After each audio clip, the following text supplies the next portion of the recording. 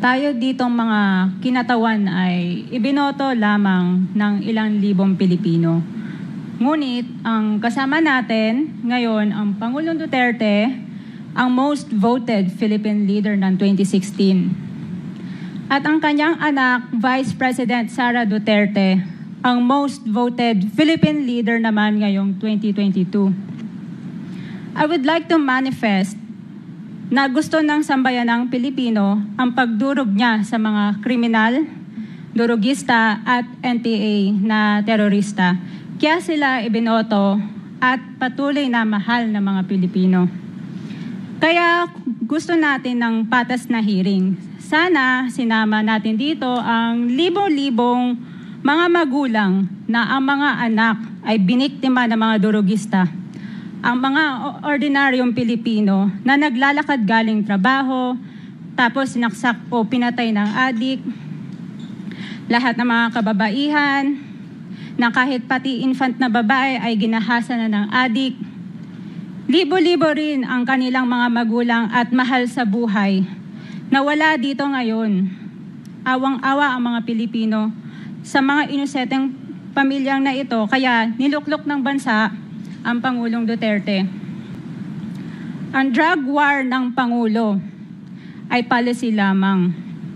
Hindi ito natupad kung hindi ito pinondohan ng Kongreso ng 6 na taon.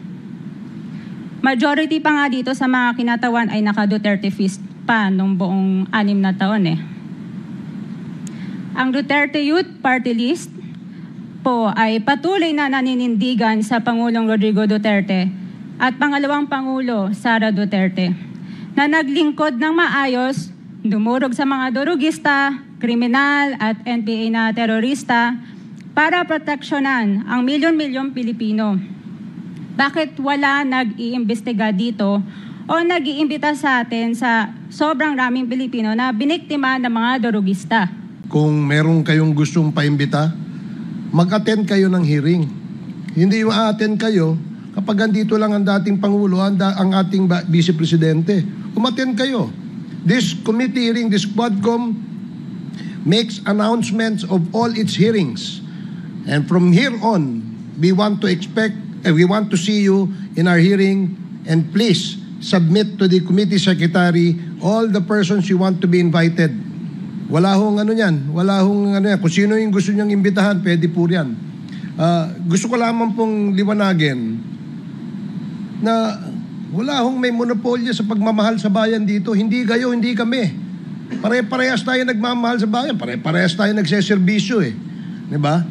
Huwag niyo sabihin mas magaling kayo. Dahil kami, hindi naman namin sasabihin magaling kami. Pero kung pagmamahal sa bayan, pare-parehas tayo. Huwag niyong sosolohin yan. Dahil magagalit si Congressman Dan Fernandez. Anyway,